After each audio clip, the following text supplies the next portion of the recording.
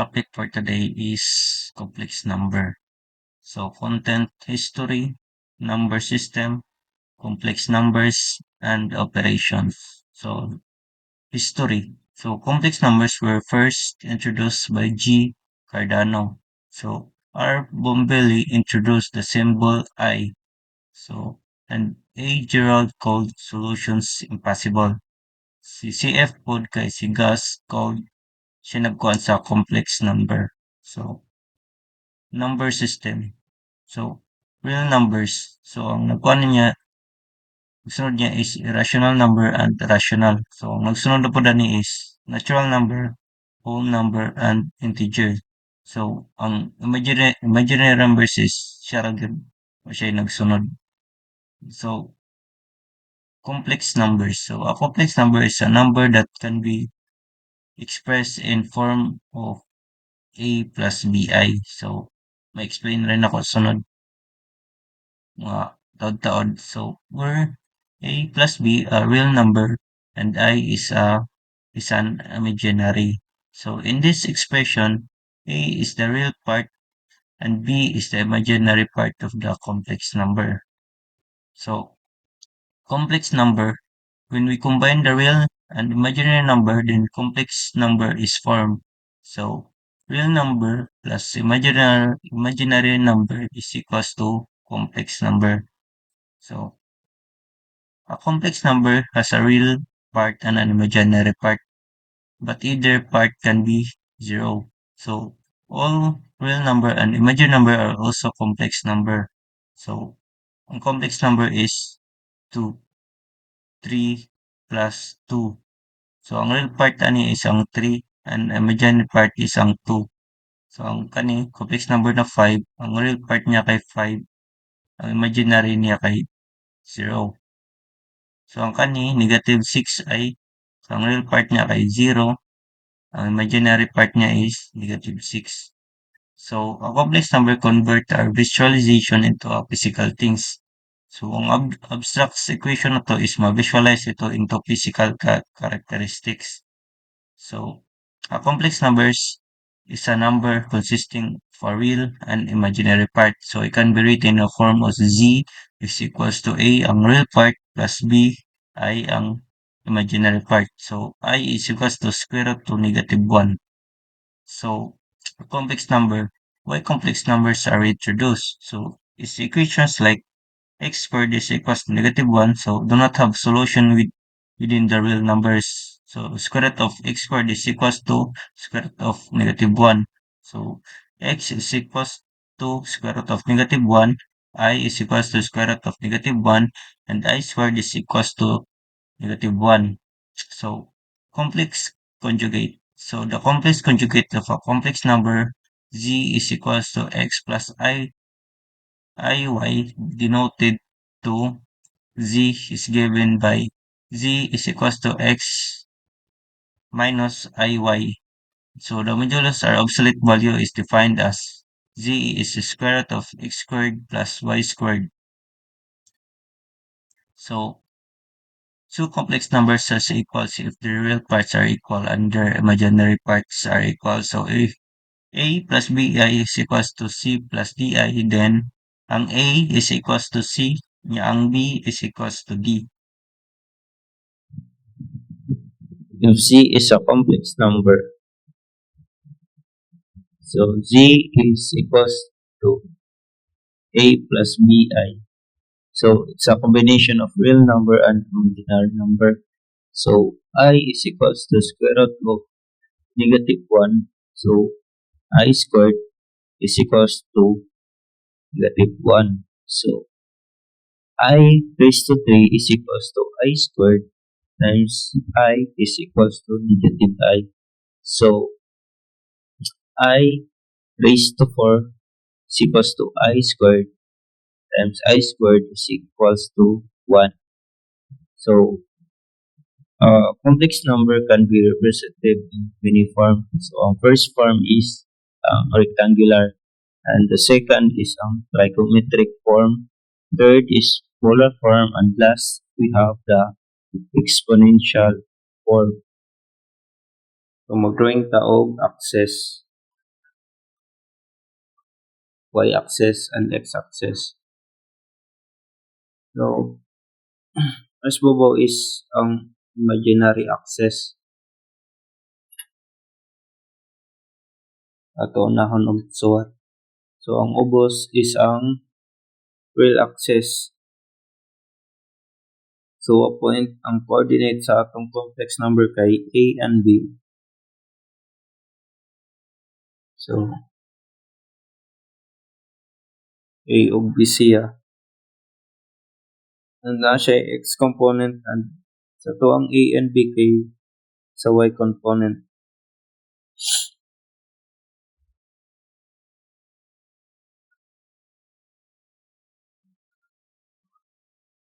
So, diri ang A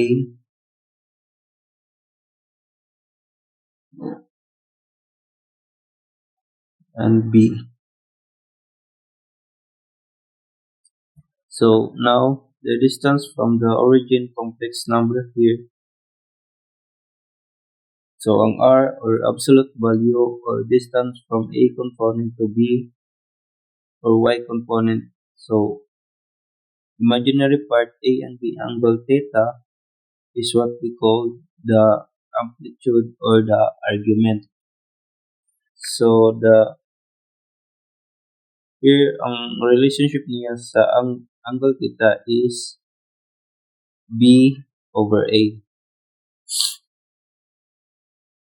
So, using the Pythagorean theorem, so, magswata og R squared is equals to A squared plus B.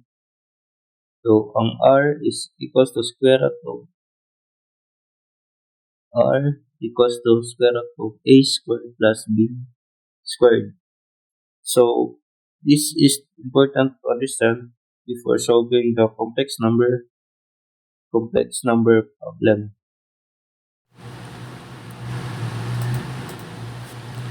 So in a rectangular form, so pag-drawing ta diri. So ang babaw R, ubos A, gilid B. So if Z A plus BI, so sometimes guys I is also denoted as I. So here let's use the letter I for imaginary. So the angle here or amplitude or argument is given. So we have tangent theta, so equals, so mag tangent theta ta diri, so is B over A. So therefore theta is equal to R tan over B over A. So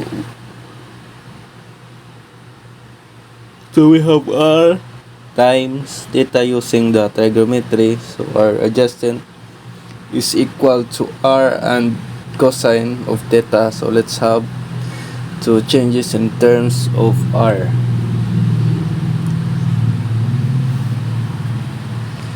Okay, so mao ni ang trigonometric form. So Z is equals to R cosine theta plus I sine theta is equals to R cosine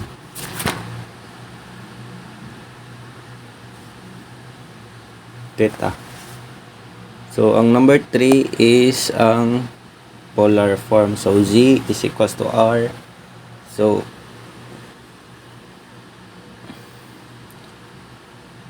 is done theta. So ang 4 is ang exponential form. So E raised to I theta is equals to cosine theta plus I sine theta. So Z is equals to R E raised to I theta. So mao ni ang exponential form. So ang third polar form, ang ikaduha kay ang trigonometric form, and last kay ang rectangular form. Number 1. Simplify the expression I raised to 29 plus I raised to 21 plus I, where I is an imaginary number. So A, I, B, 3I, C, I, negative 1, and D, I, negative I. So I raised to 29 plus I raised to 21 plus I equals, so I squared is equals to negative 1. So I raised to 3 negative 1 and I raised to 4 is equals to negative 1.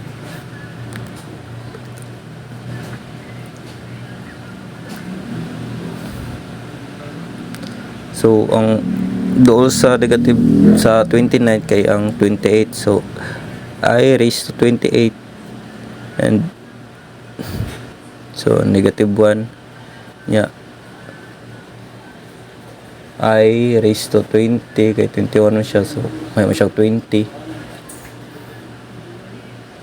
times I, so 1 times I plus 1 times I plus I is equals to 3I. So number 2, simplify the expression I raised to 220 plus I raised to 1997 negative I raised to 59, whereas I is an imaginary number. So A 2I plus 1, B 2I negative 1, C 1, D 2I. So I raised to 220 plus I raised to 1997 minus I raised to 59. So I is equals to 0 kaya man siya remainder. So kalkulahan na to, 2020 divided by 4, so 505, so 0 siya kaya man siya remainder.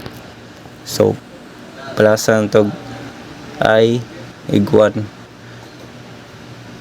nganong 1 kay naman siya remainder, so 1997 divided by 4, so na siya ay 0.25, so i-times na to 4, so i-times 4, so 25 times 4 equals to 1.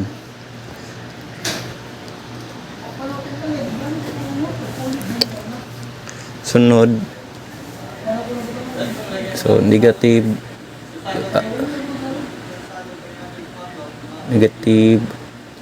I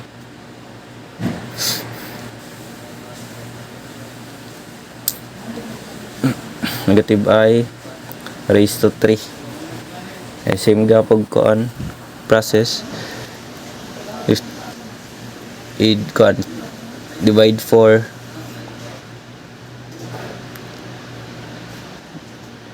0.75 times the 4, so 3.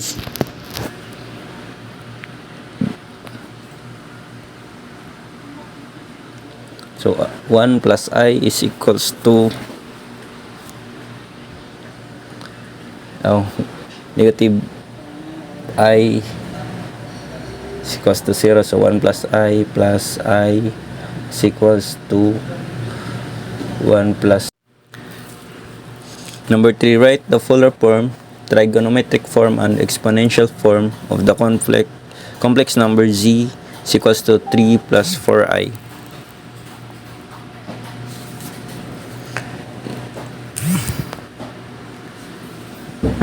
So z is equals to 3 plus 4i. So r square root of 3 squared plus 4 squared. So r is equals to 55. So theta tan So 4 over 3. So equals to 53.13 degree. So number 1. Z is equals to R angle theta. So equals 5 angle 53.13 degree.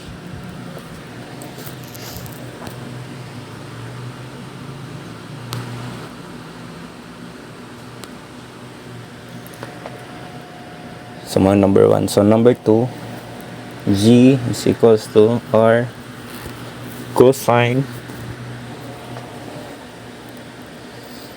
So theta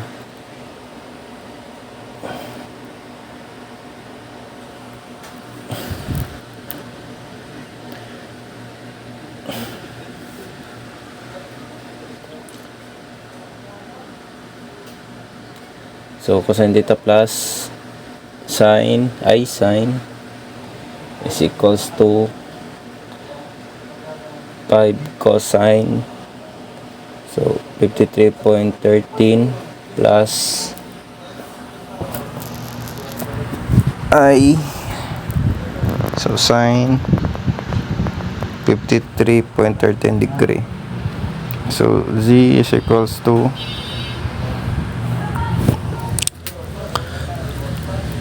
5 cosine, so 53.13 degree. So ang answer. So ang number 2. Ang number 3, Z R e raised to I theta is equals to 5 e raised to I. So number 4, if A is equals to 40 e raised to 120 degree, so B is equals to 20 angle negative 40 degree, C is equals to 46 plus 0i. So determine A plus B plus C. So A is equals to 40 e raised to 120 degree. So A is equals to 40 cosine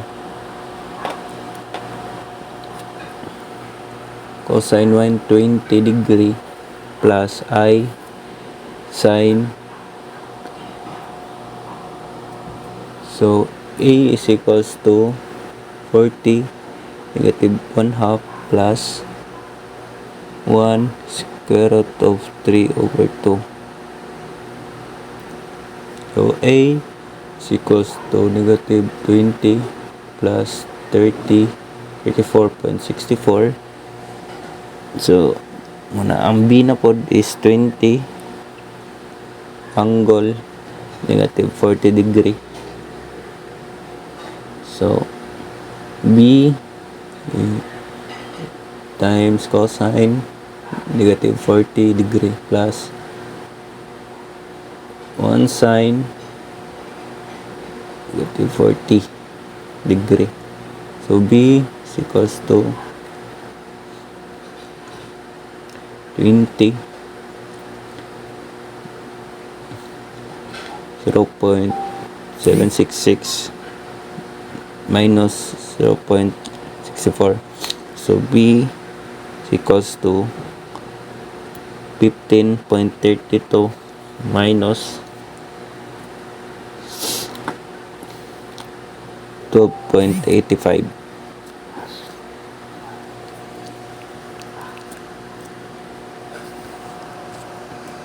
I. So sunod sa C na podta o A day is equals to negative 20 plus 34.64 I. So B is equals to 15.32 12.856 I. So ang C na to is 24.26.46 plus 0i. So i-plus ni na tong A, B ug C. A plus B plus C. So is equals to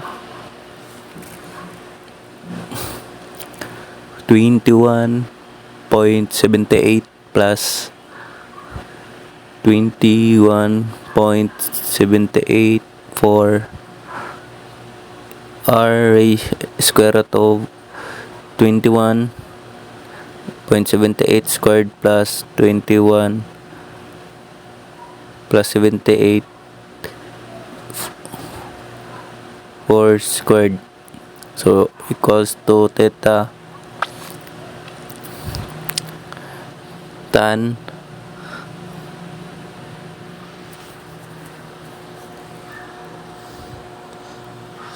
so tan 21.78